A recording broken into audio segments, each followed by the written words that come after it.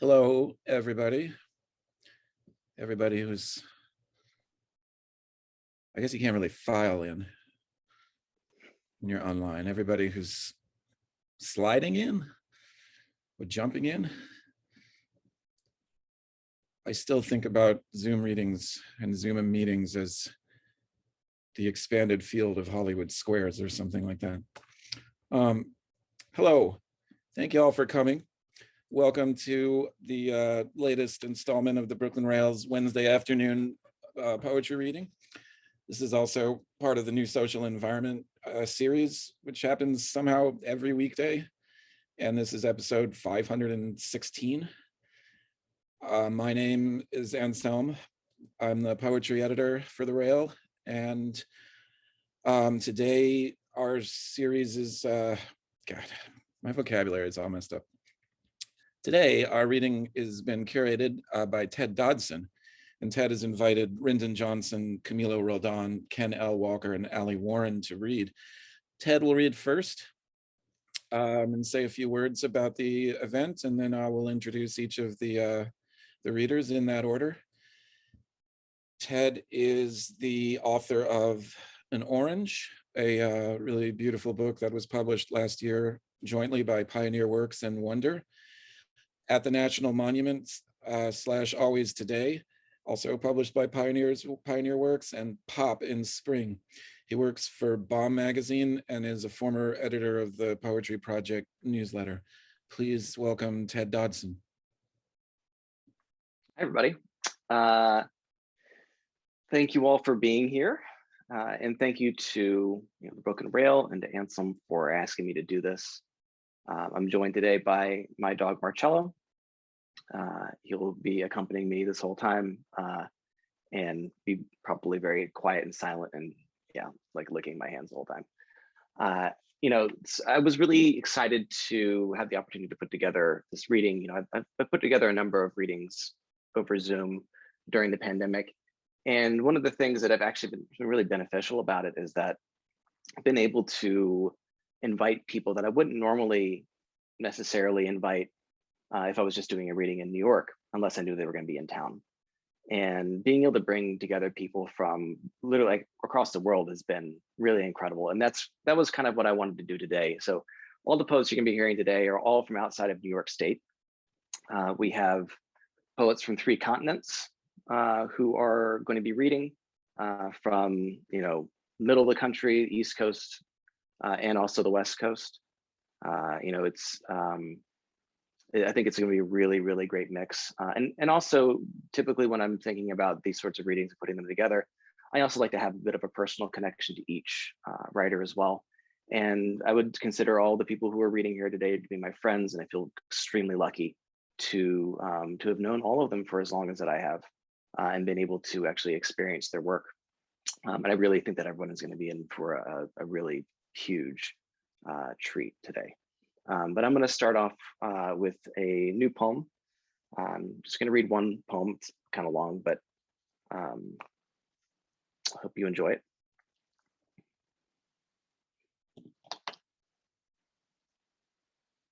Two recollections of nature. I thought I was one thing for a while. Neatly unzipped. A program started and later ended. Bound, then rebound with new openings and closings cut in between. I am something for another time, then subtracts and from and adds to that while. Somewhere within or just after, how a letter is moved to the previous line and would be glossed over if I hadn't said something. Or a beloved cinema is flattened, then built atop with probably condos. Essential bits of me swap given the requisite season for their value to soften. A lob of butter relaxing in a sun-warmed dish. Personality too loosens, or the occasion of force knocks out a brick of whatever interior substance we are. that mess of ideology laid across itself, not sexily, but like lasagna. No, lasagna is sexy, like a landfill. One of Bernadette's prompts, which has been my desktop background for 2 years, write a poem about garbage. I take personally, but I might change my mind because look, I'm listening to Licht's first of 6 consolations, and across the street, the church bell tolls in perfect time with Daniel Barenboim playing the keys.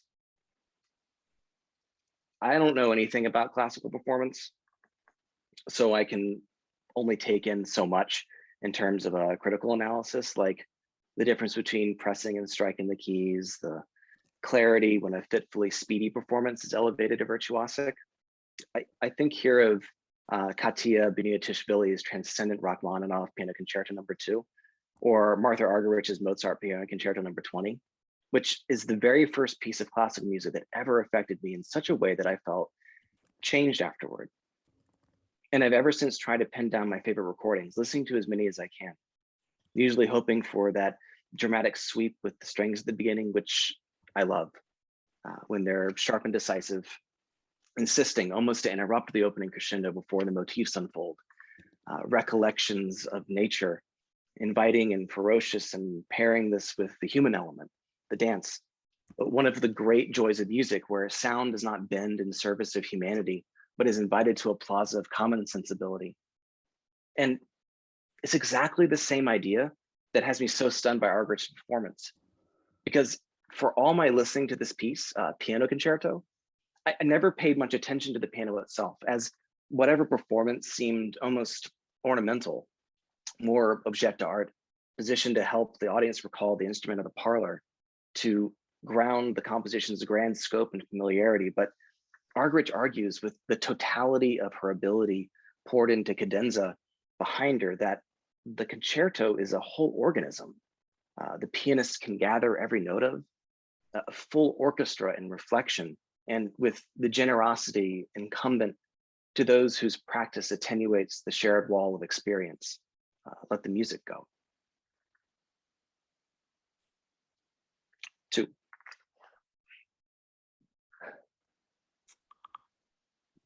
Natalini writes, collectively induced desires are substituted with other equally appetizing desires, which are, however, truer and more just. And to satisfy these new desires, the system is forced into a crisis.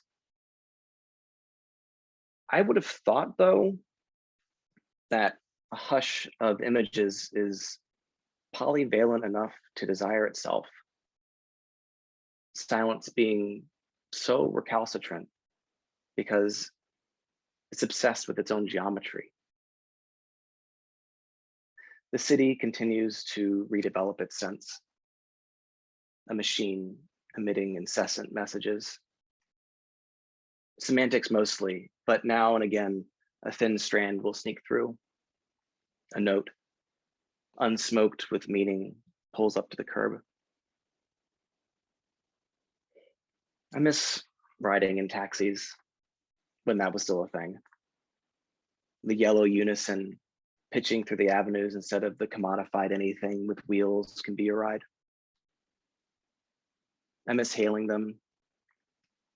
And I miss being able to breathe that confidence, how its novelty never wore off, cabbing with friends downtown to Winnie's, or after those 10 p.m. project readings, if we didn't go out, splitting the fare home.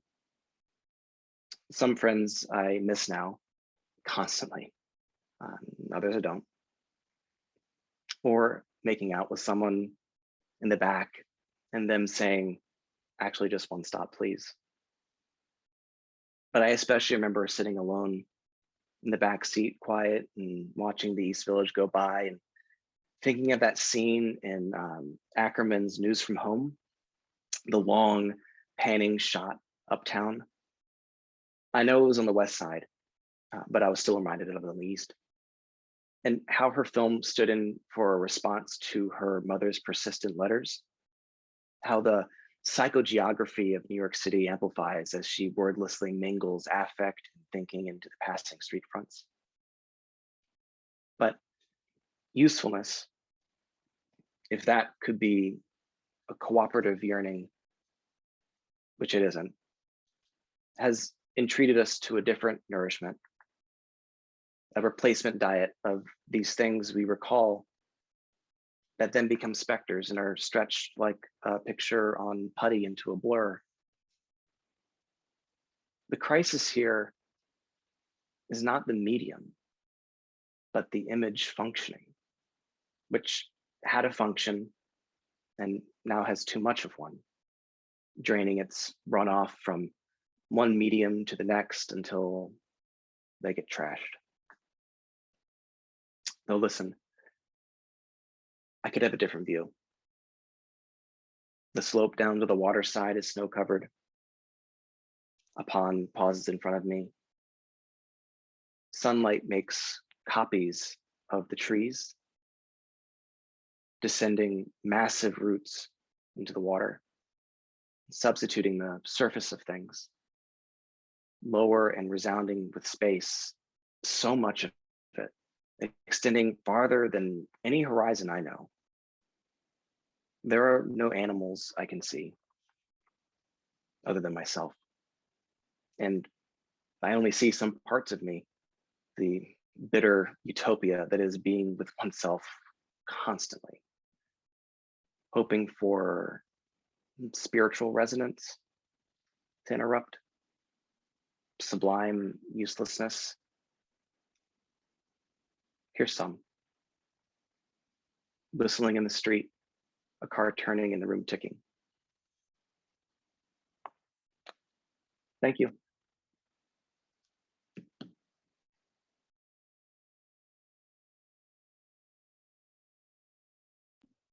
Thanks, Ted. Our next reader will be Rindon Johnson. Rindon Johnson is an artist and writer and was awarded, let's see if I can pronounce this, the 12th Ernst Rietschel Award for sculpture by the Staatliche Kunstsammlungen Dresden, and will produce a new stained glass work for their galleries in August. Johnson's also a part of the upcoming Whitney Biennial, Kept Quiet as It's Kept.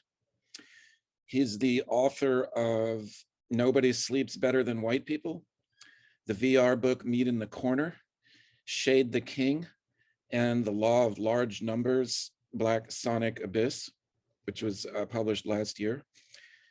He was born on the unceded territories of the Ohlone people and lives in Berlin. Please welcome Rindon Johnson. Thanks, Anselm.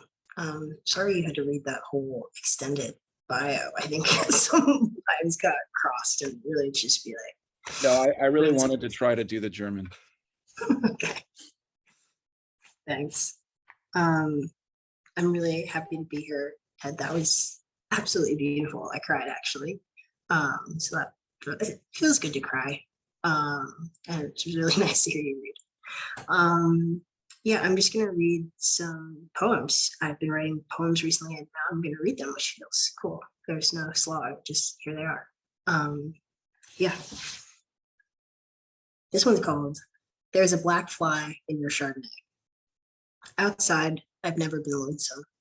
Always a fence, a plank, an eyebrow in the ocean. A baby received in a house. Anything tall is a tree. The sky rearranges itself in the desert. The sky rearranges itself in the water. The sky rearranges itself while I am in the sky. How lucky I thought I was to see the streetlights turn on. Clouds like rows of planting, mistakes we make and agree to continue. A view of the river, my rock in the glade, bigger, relatively, and still until I pull my lover open like a zipper. I drag a trowel through them. I lick the paint off my own stick. I have a cold back and wet ankles. Later, a slow moon laboring over the hillside.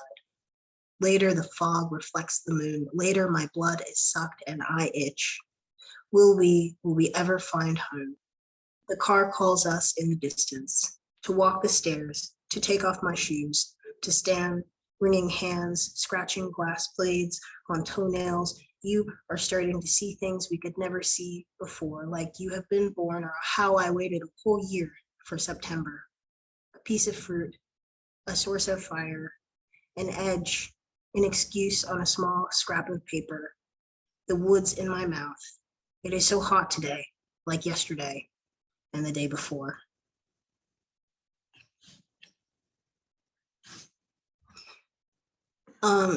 This one's called An Island is All Surrounded by Water. In the morning, foreboding, quickly solved by dripping, a shower, a slow crawl to the park. Wait, first meet a coffee, a hill, a roundabout, a breeze on the lake.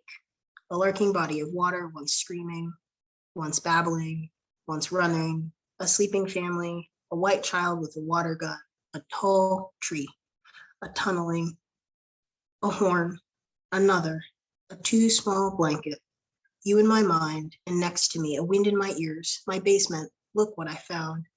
Leave the lights on, a sigh, a tie on a rooftop, a still flooding, another horn all in the flight path, an immovable object, a clapping of leaves, a certainty, it is 7 feet deep. One boy watches the other, a horn.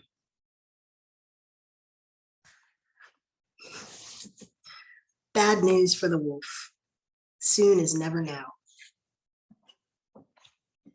And this last one is actually the title of this painting that I just finished. And I don't know, I guess this is a bit of a dad thing to do, but this is my iPad and here's the painting. This is what it looks like. It's a diamond shaped painting, which I've never made before. And it's really big, it's taller than me, which I've also never done before. That felt cool. Anyways. That is the title, that is the image, I guess, the title of the poem. That is this, that is also the title of the painting. And the poem goes like this. The birch canoe slid on the smooth planks, glue the sheet to the dark blue background. It's easy to tell the depth of a well. These days, a chicken leg is a rare dish. Rice is often served in round bowls. The juice of lemons makes fine punch. The box was thrown beside the parking truck. The hogs were fed chopped corn and garbage. 4 hours of steady work faced us. Large size in stockings is hard to sell. The boy was there when the sun rose. A rod is used to catch pink salmon. The source of the huge river is the clear spring. Kick the ball straight and follow through. Help the woman get back to her feet. A pot of tea helps to pass the evening. Smoky fires lack flame and heat. The soft cushion broke the man's fall. The salt breeze came across from the sea. The girl at the booth sold 50 bonds. The small pup gnawed a hole in the sock. The fish twisted and turned out on the bent hook.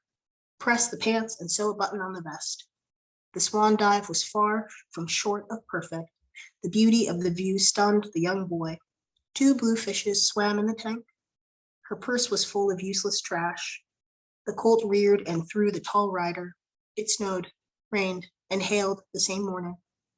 Read verse out loud for pleasure. Hoist the load to your left shoulder. Take the winding path to reach the lake. Note closely the size of the gas tank. Wipe the grease off his dirty face. Mend the coat before you go out. The wrist was badly strained and hung limp. The stray cat gave birth to kittens. The young girl gave no clear response. The meal was cooked before the bell rang. What joy there is in living. Thank you.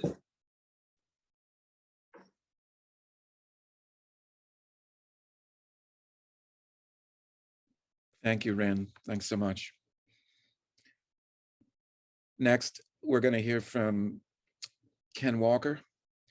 Ken's published 2 chapbooks, Antwerpen, translations of George Herweg from Graying Ghost, and 20 Glasses of Water from Diez. He's had poems and translations and reviews published in numerous places, including the Poetry Project newsletter and Hyperallergic in the Boston Review. He works in advertising and spends the rest of his time documenting drains, according to the sentences that I have in front of me. Please welcome Ken Walker. Hello, thanks, Anselm. As a person who gets the Brooklyn Rail in a print subscription delivered to my door, I'm really grateful to be reading with you all today. And everyone who's reading today, all of your books are right here in front of me. The Law of Large Numbers and Orange, Dropout, both Valley's books. So I'm really grateful to read with y'all. And hello from Louisville. I'll begin with a Japanese form poem, Mondo, in Place of Justice, for Breonna Taylor. Is it murder if it comes without a warning? You are asleep. Is it a warning if you did not know about the bullets prior? You were awakened. Is it a hallway if it does not embrace you? You were being held. Is it a system if we do not destroy it? Your dreams are in our sleep now.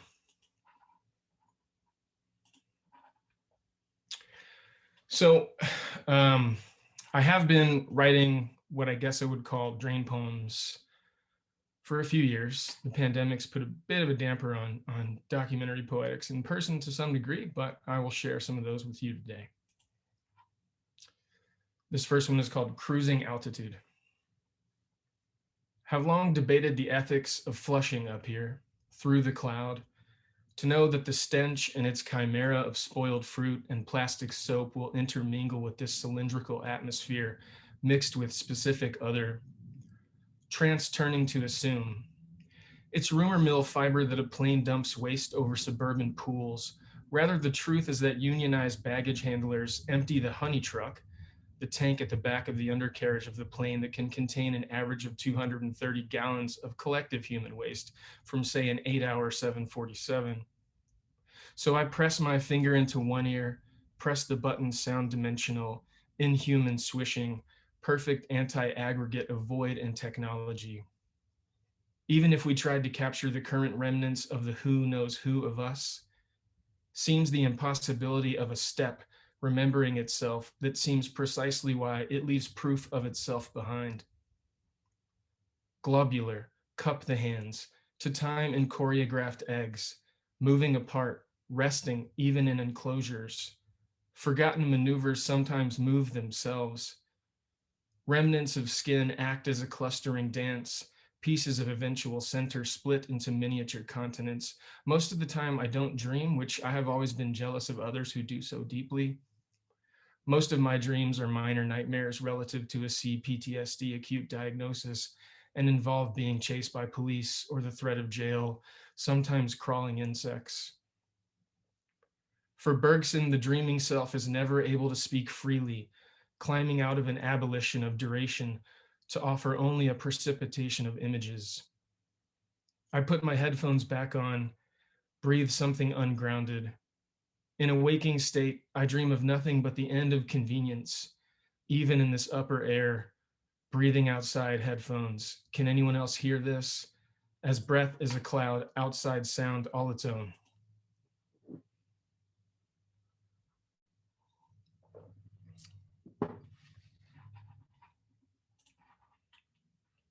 Cloaca Minima. In St. Paul, our third apartment, the Neil high-rise projects on Laurel, I remember on the 4th floor, having moved up from the 2nd, never thought about the drop the pipes must fall, downspouts and P-traps within doors, under the floor, behind walls. Used to babysit myself around 9 years old. For a few hours after getting off the school bus, barely knew how to heat up food, microwave bologna. The Republic of Patricians agreed to the idea that the state could provide disappearances away from where the highest density of people were living, plowing through what water allows, or everything. We come across first a song translated from the Latin outside Trastevere, no wounds in terracotta but time, no archive in time but corrosion. Supposedly, Tarquinius Precious convinced the people of Rome his immigrant status would not interfere with his ability to lead by declaring water his war. More of the song, swallow ocean, even nowhere.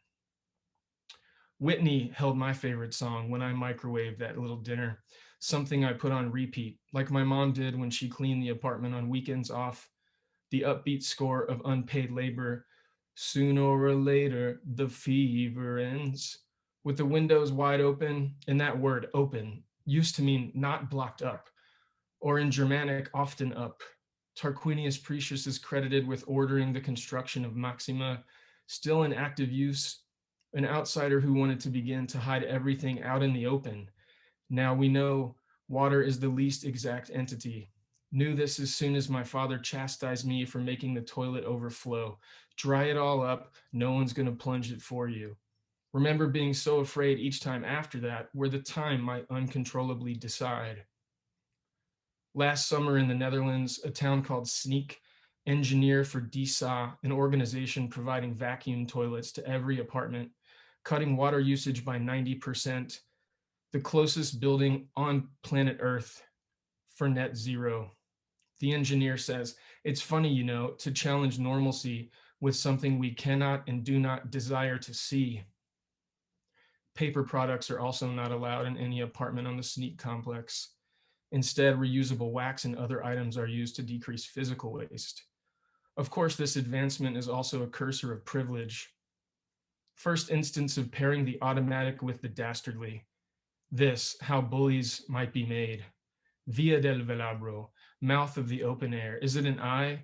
Water permanent without curvature. When the water high, big block letter tag says MUG or MLC, difficult to decipher from centuries of rising and lowering. Government fashion placard. Diede inizio ance alle scavo di canale, sotterranee attraverso i quali tutta l'acqua c'escola di alle vis e versa nel Tevere. Ere questa un'opera mirabile se supera ogni descrizione. To be this solid and aged everywhere and all over, set marker of the beginning of imperialism, admirable work, superscripting all description.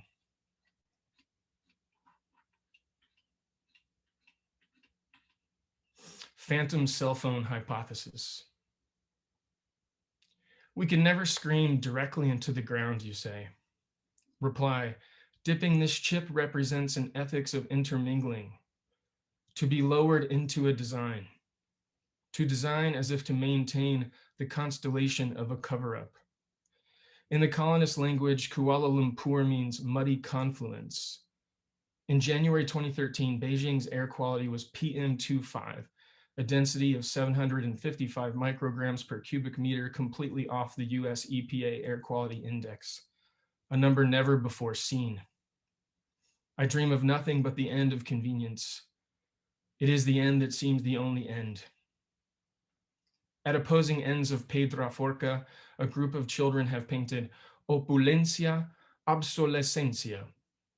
It would take at least 4 days to hike from one word to the other. Originally, the official EPA Twitter account labeled Beijing's air quality as crazy bad, and was later changed to Beyond Index. Nearly 9 years since MH370, but where are the bodies? How are bodies not locatable? Is this not the basis of violence, locatable bodies? The most intrigue for me comes from the notion that nothing on Earth can vanish, not necessarily in the sense of reincarnation, but in the sense that forms tend to show up or surface and fall in and out of duration, but never truly disappear. How a translation loses details or purposely adds them, but the essential fabric spots of the curtain remain hidden. And yet, to drift with the aggression, no one will find you. And then, if MH370 can disappear, and yet our own excrement is filtered handfuls over and over and out in the rain, underneath us, it cycles out again, and yet, and then an airplane filled with bodies and potentially sensitive other cargo. The US Embassy later acknowledged there was no point measuring Beijing's water quality below the off-the-charts air. What does it take for a stomach to explode? In a beach chair, you say the ocean is a stomach. Where there is no infrastructure relative to the human need to disappear. Our inland distance from points in the ocean make what we can never see into an woven, uncertain dream, a net of consequence, an accident. Did water begin in the dark? And if so, is glass its dream? I can sometimes feel you call me, the muscles in my arm twitch. The crates of bottles will arrive by helicopter. Thank you.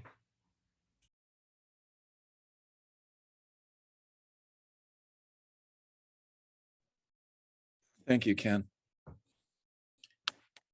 Just a quick note, if you're not taking a look at the chat, there are links to various works and days and publications of all of today's readers as you scroll through.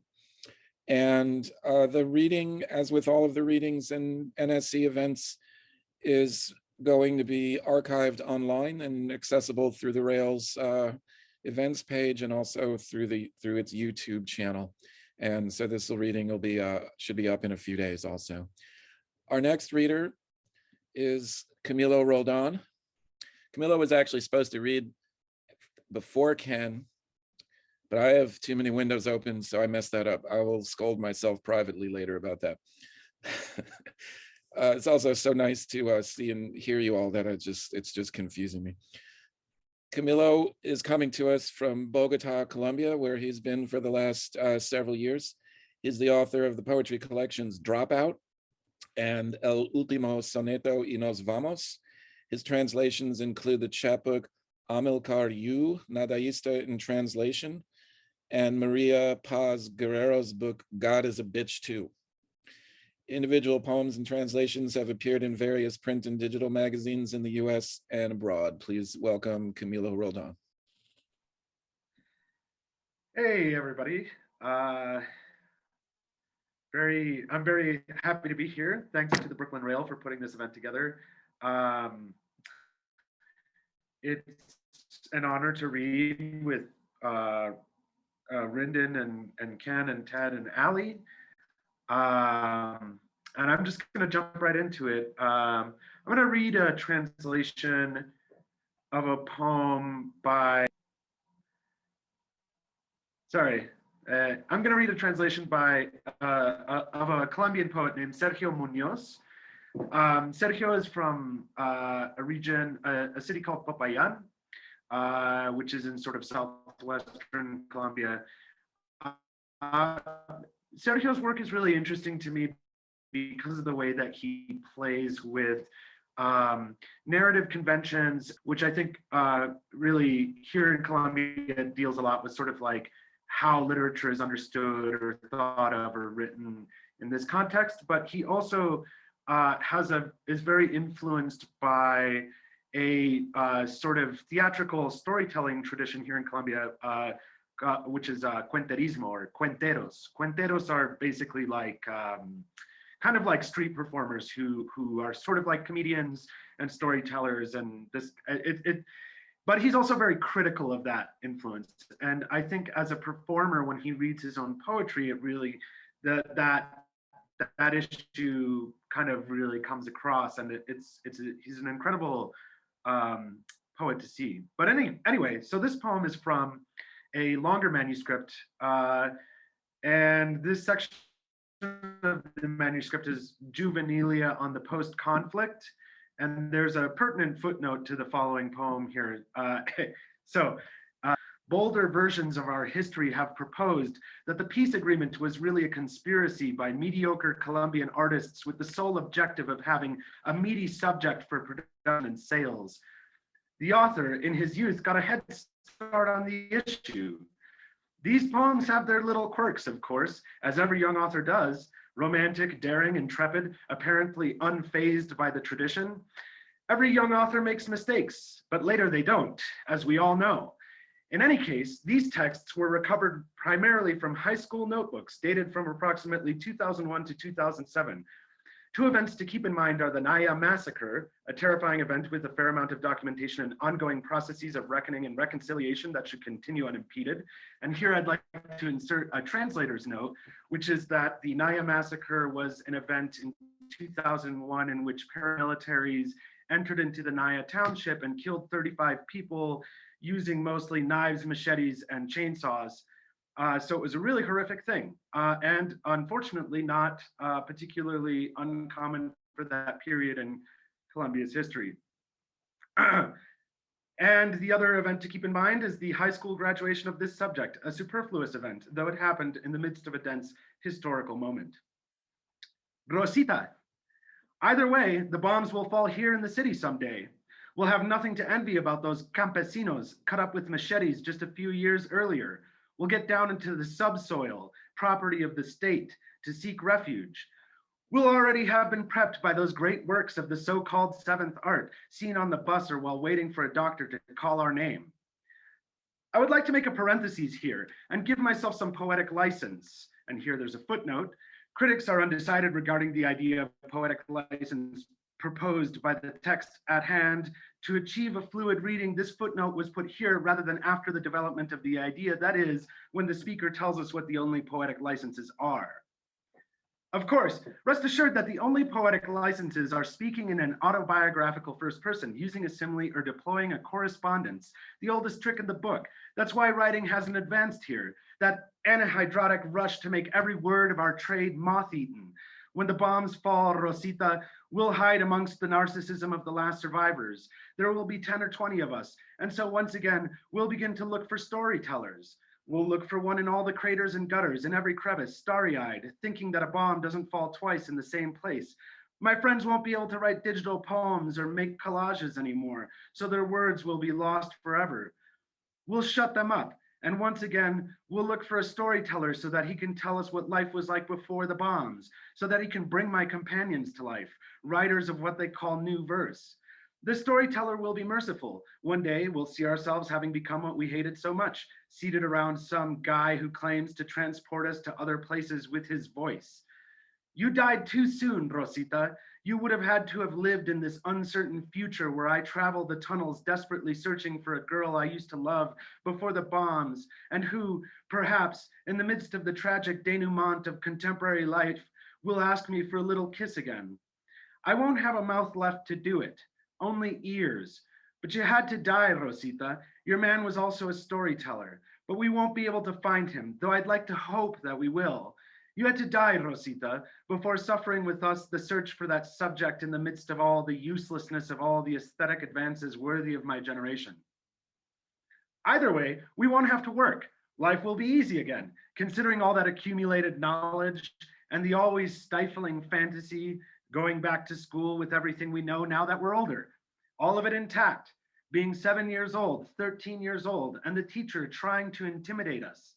And there we'll be, excited, talking back, with a persistent image of them in our heads, missing the arm that was for writing sentences broken into subject, verb, predicate, and insistently calling for the exact gutter where someone in hiding talks about the wonder we can no longer recall.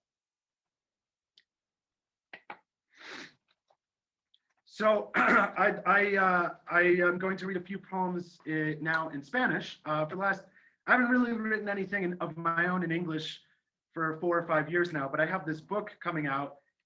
This is the mock-up, and it's actually at the printers right now. So yeah, but the book is titled El Último Soneto y Nos Vamos, which is basically kind of like one more sonnet and we'll leave, kind of like, you know, when it's late and you're like, oh, you know, one more and we'll leave. And it's sort of like a memory of Ted Berrigan's sonnets when, you know, in Bogota or something. I don't have his book because I live in Bogota, so I just, you know, remembered it kind of. And anyway, so I'll just get to it. Soneto 48, Sin la María. María José, María Efraín, María Dulcinea, María del Pilar, María Celeste, María Astrid, María Estela, María del Sol, María Luz, María Clara, María Blanca, María Paz, María Nada. María, ¿dónde estás? Soneto 2, a mi maestro. Estimado Anselm, el otro día un poeta me pillaba riéndome de alguien. Supongo que en algún momento de la vida uno se torna irrisorio. Uno sale del hogar, así como los músicos que intercambian sus instrumentos con otros. Quizá con relación a tu papá, eres en esas calles lo que soy al mío en Bogotá. Pero nunca hice nada, bien o mal. Soy una hueva. Me ven delfín. Ojalá todo fuera natación y risitas con caballa. Extraño las infinitas texturas adjetivadas del inglés. Alcanzo a escuchar en melodías de jazz el hablar que me señala de gringo malparido. Veo torsos por acá y me dicen que nunca cambiaré. Así te cuento, soy tu padre, te echo de menos. Camilo. Soneto 30, sin título. María, ¿dónde estás? Aquí echamos cuentos mientras sobre los muros medievales se escuchan gritos. ¡Suéltelo, hijo de putas! Cadera lesionada, recalzada en una ciudad que jamás baila igual, pero igual sigue bailando. Así aprendí español. La gente sigue conversando como si en el interior, en la profunda, no hubiera un dolor tenaz en la pierna. Desde ese nosotros majestático de los hombres que dominan conversaciones, se dice que la historia es conflagración. Ya sin Dios, nuestra justicia falla, hijueputas. He conocido ángeles, María, que no miran para atrás, que andan impulsados por solanos, caderas que se menean solas en la danza macabra. Soneto 23, sin título. La cagué, ¿y por qué no? Mejor no. Son las 5:15 de la mañana. El sobaco es la axila, un florero de intenciones. Quisiera tomar anfetaminas y escribirte un paisaje chino. Si la decisión te parece fácil, si no te produzco algún conflicto, fue de esas cosas que se terminan antes de... Entonces me equivoqué. Soñaba con que eras montaña, abrazándote nubes. Aún habrá tiempo para pensar imágenes. Tu sobaco sería una cosita rica, lluvia sobre el caparazón de un armadillo. Me gustaría escribirte sonetos de todos modos. One more. Soneto 18, con Arquíloco. Candidato para el olvido, soy puerco espín, elijo desvanecer y lo logro en español. Soy el puerco espín que se dobla sobre sí. Solo sé una cosa, sé aceptar mi suerte y en aceptar elijo. Y me lastimo y lloro y luego sigo vivo. Soy las púas que rechazan todo lo que no sea mí mismo. Y ahí se clavan y donde otros aprenden, miro el mundo con ojos que solo revelan desprecio. Descanso sobre mi lanza y me echo sobre la punta. No hay sangre ni enemigos, solo agujeros y lanzas para más. Thanks.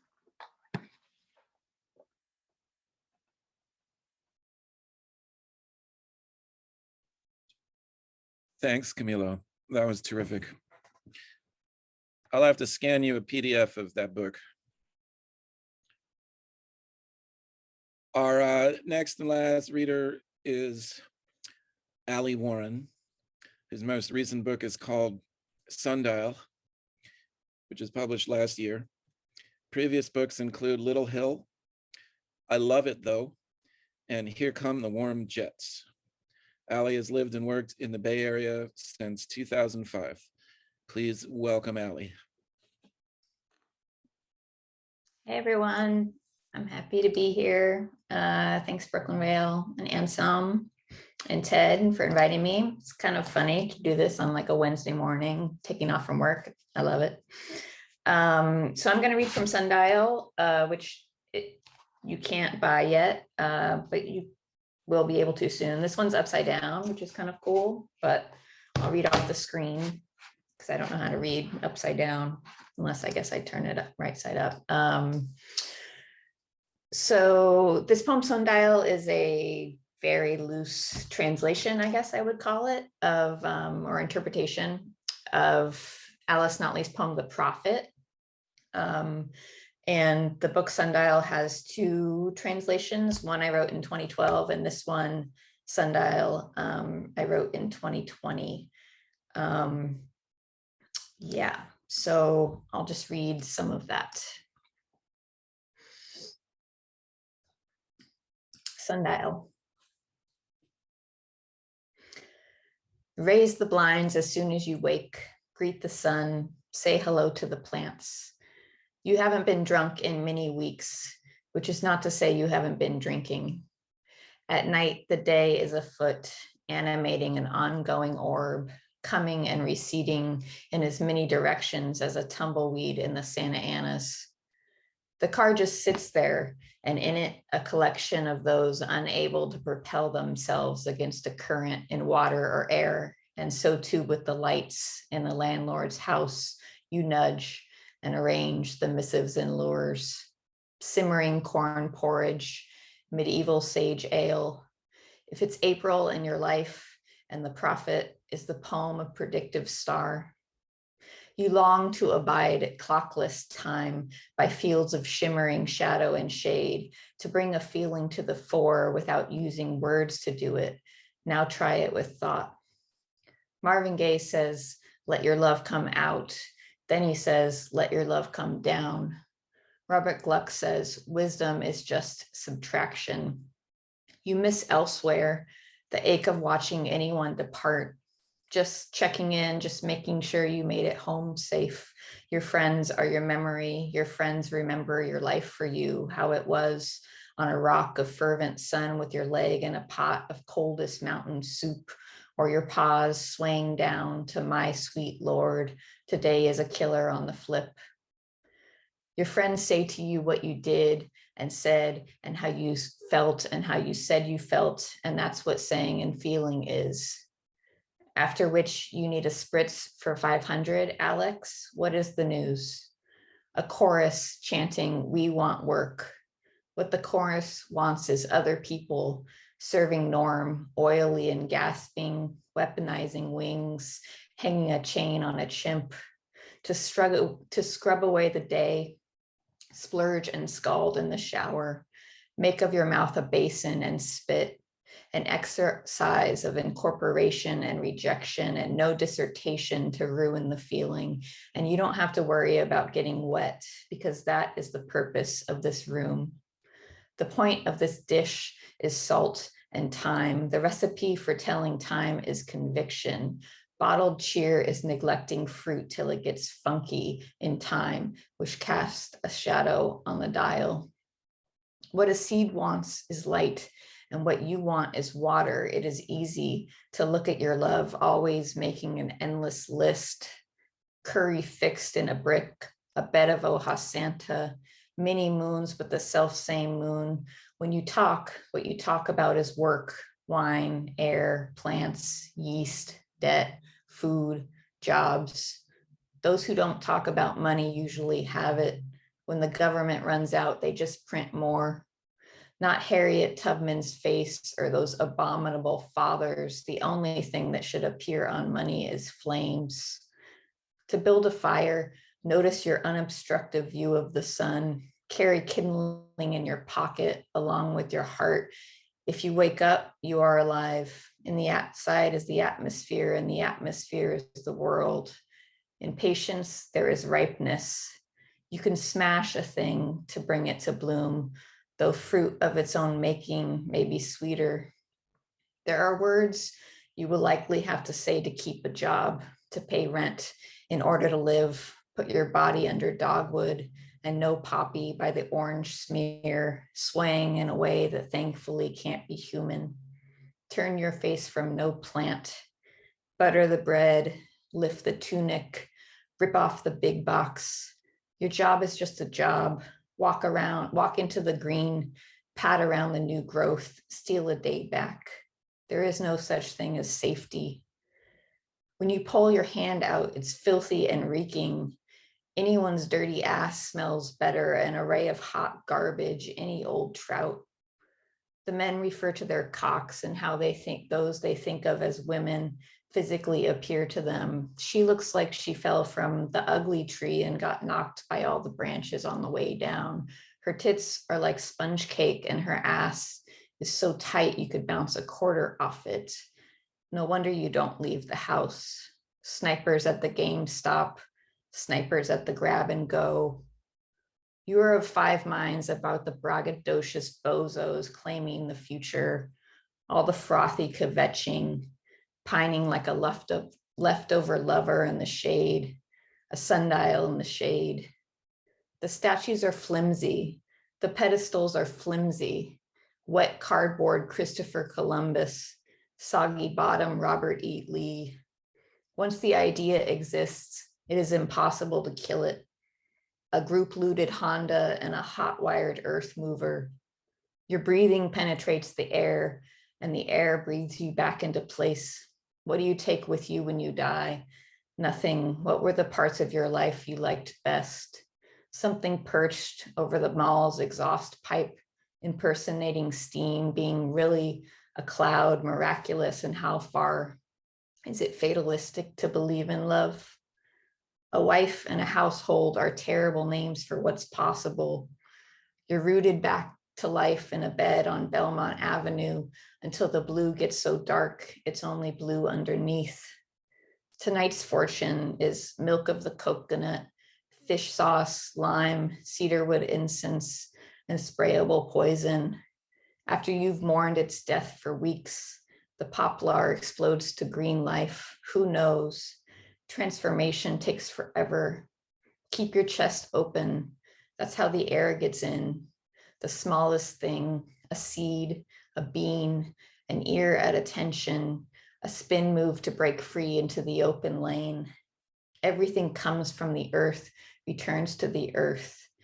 Do not begrudge the snowy plover thwarting your beach ambition or the long way to go for a lamb neck.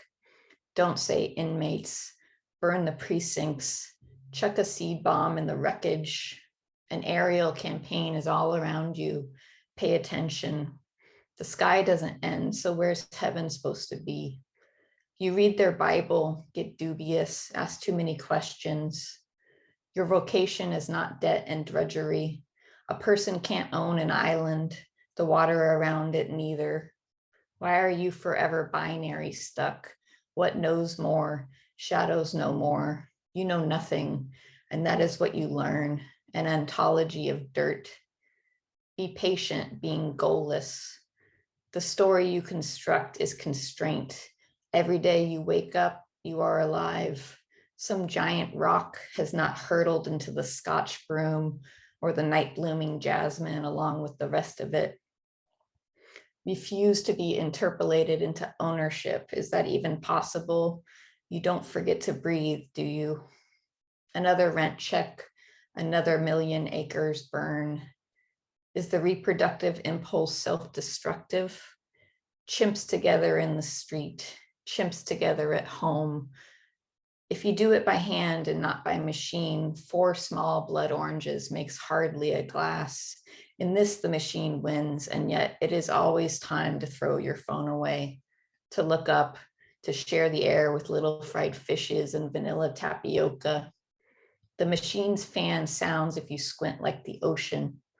When the geese wedge past, cast a wish, collect lily from the undergrowth, balance the dream of it on your finger and blow.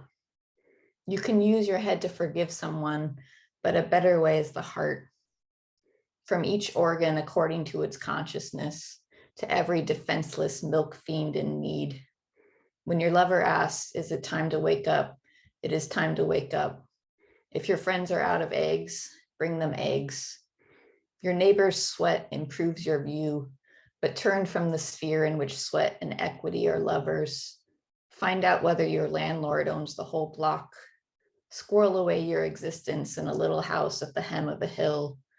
Let the era of rent parties return and the era of rent recede, like a tide, but a tide that never gets called back. Thank you.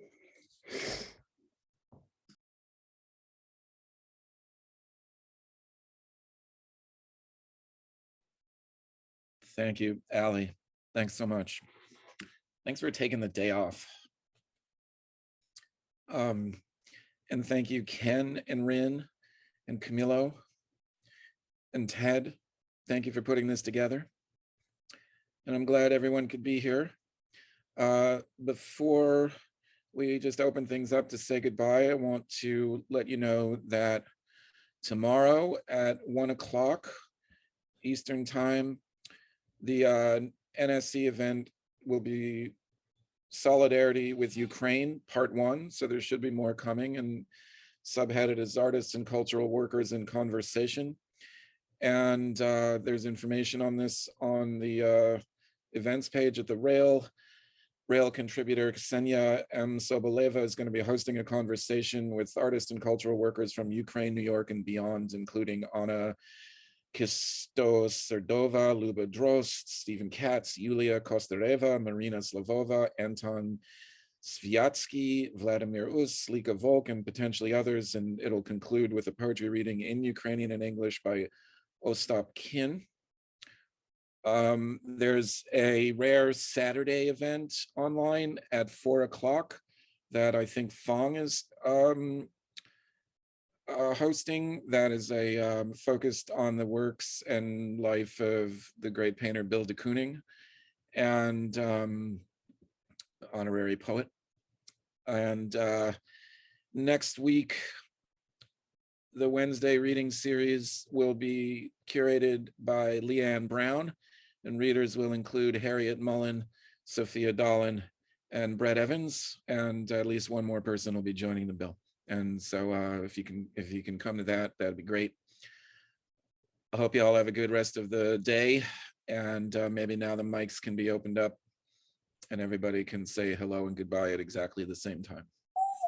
Thank you. Awesome, y'all. Thank you. Thank you all so much. Thanks. Thank you, Ted. Thanks, everyone. Thanks, Anselm. Thanks, Rind and Sally. Thank you, Ted. Thank you. Amazing. Love it, you all. See y'all. Thank you. Only poetry. Thank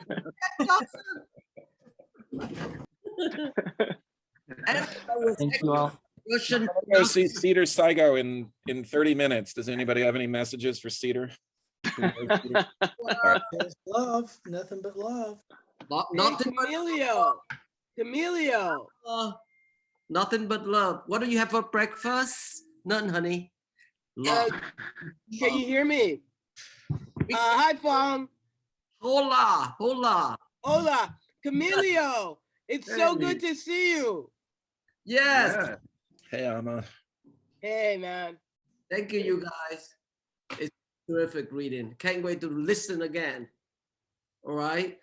Yeah, thank you all for having us. We need Welcome back to New York, Rin. Hope you have a good time here. Hey, thanks. much love. See y'all later. Thanks, y'all. Ed's stuck in the room, or will. Thank you, Ali. Ciao, you guys. Ciao. Ciao.